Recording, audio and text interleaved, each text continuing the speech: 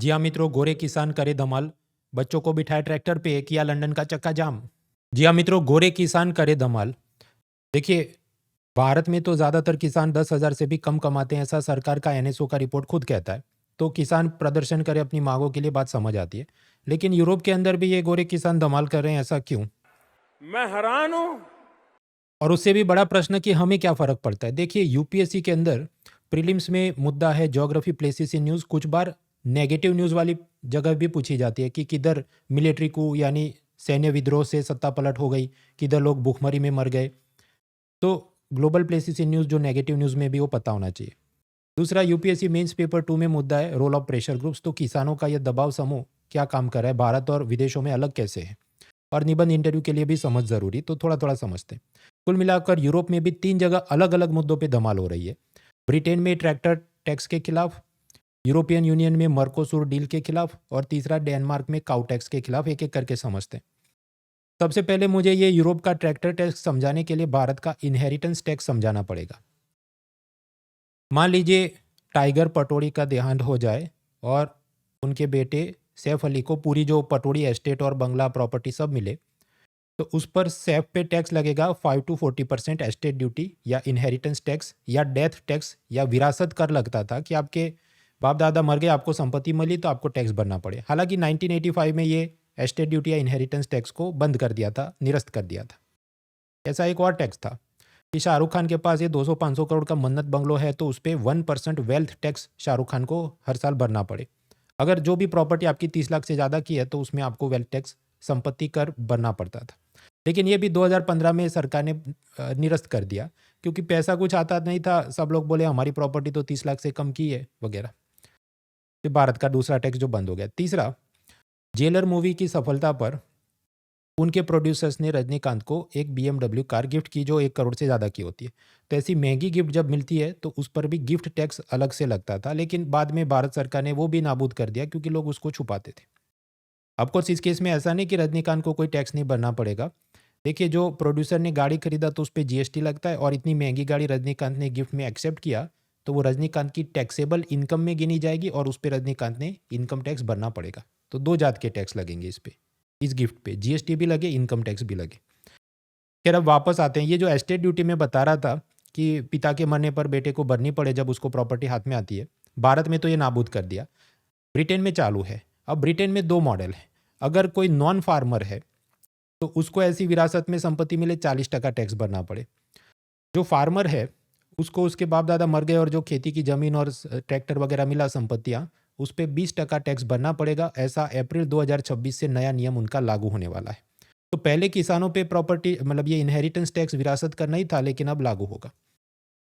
अब इसके खिलाफ ये सारे ब्रिटिश के किसान धरना प्रदर्शन दे रहे हैं, बच्चों को ट्रैक्टर पे बिठा के लंदन पे चक्का जाम कर रहे हैं। ब्रिटेन सरकार का दलील क्या है कि भाई तुम पे तो 20% ही टैक्स है ना, बाकी सब पे तो 40% टैक्स लगता है। दूसरा, ये भी बड़े किसानों पर ही लगेगा कि जिनके पास 1 मिलियन पाउंड या उससे ज़्यादा महंगा वाला खेती बाड़ी का ज़मीन संपत्ति है, उन्हीं पे लगेगा। तो पूरे ब्रिटेन के अंदर मुश्किल से 500 ही किसान या ऐसी ज़मीनें हैं जिस पर ये इनहेरिटेंस टैक्स या ट्रैक्टर टैक्स लगने वाला है। अब इसमें हमको समझना यह है कि अगर 500 ही किसान पे लगने वाला तो सब लोग आके धरना प्रदर्शन क्यों कर रहे हैं? क्योंकि किसान वहाँ पर भी उनको अच्छी कमाई मिलती नहीं है, और इसको फिर एक इमोशनल आउटरीच के रूप में कि देखो किसानों पे भी तो सरकार टैक्स लगा रही है। तो फिर जो रैशनल कम्युनिकेशन है, सरकार कोई भी दल के ये तो 500 बड़े किसान पे ही लगने वाला है, आप सब पे तो लगने वाला नहीं, वो निरुपयोगी है। भारत में भी आप याद करो, सरकार ने 3 किसान की कानून लाए थे कोरोना के समय में किसानों का भला करने के लिए, लेकिन वो इमोशनल इशू जब बना दिया जाए उसको ऑपोजिशन मीडिया और इन्फ्लुएंसर द्वारा, तो आप बात समझा नहीं सकते।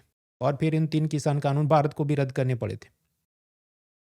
कि हमने 3 कृषि कानूनों को वापस लेने का, रिपील करने का निर्णय लिया है। इस महीने के अंत में शुरू होने जा रहे संसद सत्र में, इसी महीने में, हमारी तपस्या में ही कोई कमी रही होगी जिसके कारण दिए के प्रकाश जैसा सत्य कुछ किसान भाइयों को हम समझा नहीं पाए। अब इसमें हम points to reflect mains exam के लिए। कोई देश में कितने टोटल वर्कर्स हैं और उसके सामने एग्रीकल्चर वर्कर्स का परसेंटेज क्या है।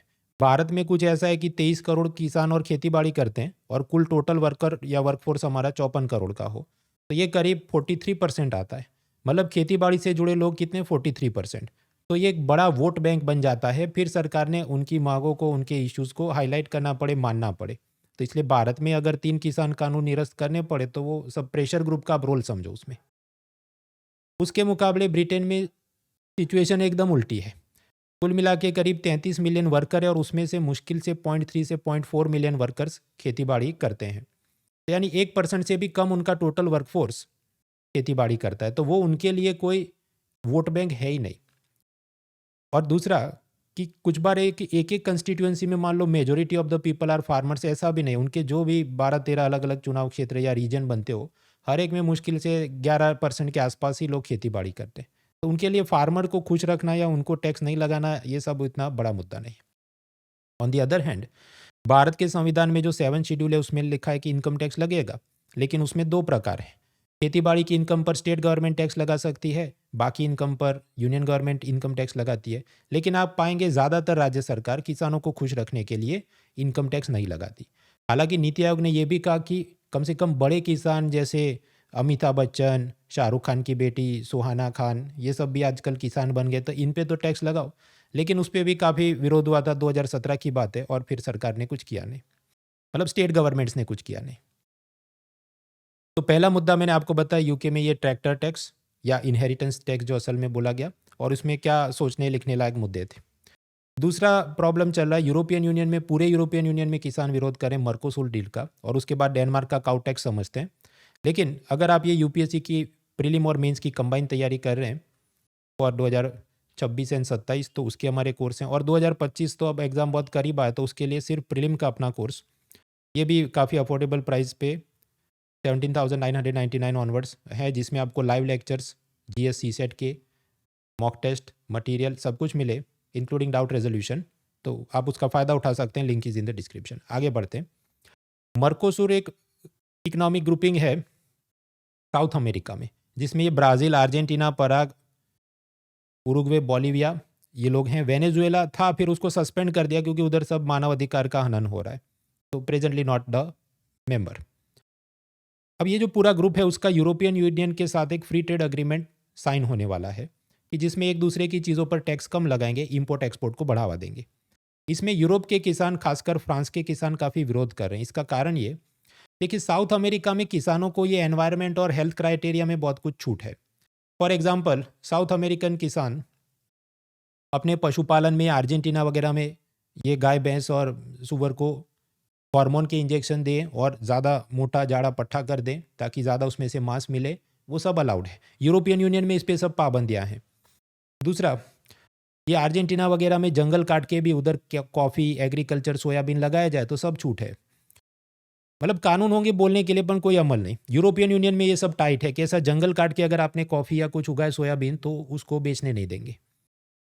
अब होगा ये कि साउथ अमेरिका में ऐसा हेल्थ और एनवायरनमेंट को नुकसान करके भी जो चीज़ें बनाई गई हैं वो यूरोप में बेची जाएंगी, उस पर टैक्स भी कम लगेगा क्योंकि ये डील होने वाली है। तो फ्रांस और बाकी यूरोप के किसान विरोध कर रहे हैं कि ये सब तो सस्ता बेचेंगे तो हमारा नुकसान है। लेकिन फिर भी उनकी सरकार, मतलब यूरोप की सरकार को तो मज़ा आ रहा है कि हम करेंगे, क्योंकि वो ऐसा फ़ायदा देख रहे हैं कि भले साउथ अमेरिका से एग्रीकल्चर का सामान आए, तो सामने हम भी तो उनको मशीनरी, केमिकल और कार्स एक्सपोर्ट करेंगे अर्जेंटीना, ब्राज़ील वगैरह में। और यूरोप में किसान, मैंने आपको बताया, वोट बैंक के हिसाब से उतनी बड़ी चीज़ नहीं है जितनी कि शायद यूरोप की खुद की मशीनरी, केमिकल, कार इंडस्ट्री और उसमें काम करने वाले वर्कर्स होंगे। कि उनका ज़्यादा भला देखते हुए यूरोपियन यूनियन क्या सोच रहे हैं, जाने दो, कोई बात नहीं, भले थोड़ा नुकसान हो जाए अपना। भारत में उल्टा है, क्योंकि किसान एक बड़ा वोट बैंक है, तो उनकी दरकार करते हुए आसियान ग्रुप और ये चाइना, न्यूजीलैंड वगैरह के साथ हम लोग एक regional comprehensive economic partnership agreement यानी RCEP अग्रीमेंट करना चाहते थे, लेकिन हमने नहीं किया, क्योंकि इससे ये होगा कि ये आसियान देशों से जो स्पाइसेस, मसाले वगैरह आते हैं, तो केरला के जो स्पाइसेस प्लांटेशन इंडस्ट्री के फार्मर को नुकसान हो। इस अग्रीमेंट में न्यूजीलैंड भी शामिल था, तो उधर से डेयरी का सब माल सामान भारत में आए तो अमूल और उसके पीछे जो डेयरी फार्मर्स हैं उनका नुकसान हो जाएगा। ये सोच के भारत ने ये फ्री ट्रेड अग्रीमेंट साइन नहीं किया। तो अब समझो उधर मामला अलग है, उनकी यूरोप की सरकारों को दरकार नहीं कि फार्मर का नुकसान हो, हम तो फ्री ट्रेड अग्रीमेंट साइन करेंगे जब तक अपना कार इंडस्ट्री को मदद है। तो observe the ethics and means related issues here. Last point is Denmark. Denmark ने पाया कि देखो जो मीथेन एमिशन बहुत बढ़ रहा है और उसमें भी ह्यूमन सोर्सेज से जितना मीथेन एमिशन होता है उसका 32%, तो ये गाय भैंस मवेशियों के चलते आता है। तो इसलिए जिन किसान के पास एक एक गाय है उसमें से करीब 6 टन कार्बन डाइऑक्साइड और मीथेन सब एमिट हो रहा है, तो उसके प्रपोर्शन में हर एक गाय पर हर एक किसान ने $100 का फ्लैटुलेंट टैक्स भरना पड़ेगा। भारत में उल्टा है। देखिए वहाँ ये बोला कि गाय पे टैक्स लगेगा, $100 टैक्स पर काऊ। भारत में उल्टा है ऐसे कि गाय के लिए टैक्स लगता है। अलग अलग स्टेट गवर्नमेंट काऊ सेस लगाती हैं, मतलब जो पीने का दारू है उस पर स्टेट गवर्नमेंट का एक्साइज और वैट लगता है, उसके ऊपर काऊ सेस लगाया जाता है, ये बोल के कि इससे ये जो सब गाय हैं उनका प्रोटेक्शन केयर गौशाला चलाने के लिए हम पैसा जमा कर रहे हैं। तो यहाँ पर भी आप देखिए कि कैसे पॉलिटिकल इश्यूज पे डाइवर्जेंस हो रहा है। तो ये 3 मुद्दे जो हमने समझे, ब्रिटेन, यूरोपियन यूनियन और डेनमार्क के, यहाँ पर रोल ऑफ प्रेशर ग्रुप को समझो, वोटर की साइज कैसे अफेक्ट करती है इकोनॉमिक पॉलिसी मेकिंग को, टैक्स कलेक्शन भी, अब ब्रिटेन की सरकार को टैक्स में पैसा कम आ रहा है तो किसानों पे भी लगाओ, भारत के अंदर भी टैक्स में पैसा कम आ रहा है लेकिन शायद हम उसको एक्सप्लोर नहीं कर रहे। और ग्लोबलाइजेशन के चलते यूरोपियन यूनियन को भी बाहर सामान एक्सपोर्ट करेगा, उधर से पैसा लाना है, तो अपने किसानों की दरकार छोड़ के कि कार दे दनादन एक्सपोर्ट करनी है। तो रिफ्लेक्शन फॉर मेंस, निबंध, इंटरव्यू आप करिए इस पे। बाकी मैंने आपको बताया अनअकैडमी में आप यूपीएससी 2025, 26 और 27 की तैयारी करें, उसके लिए सारे ऑफरिंग्स अवेलेबल है। Link is in the description. Let's crack it.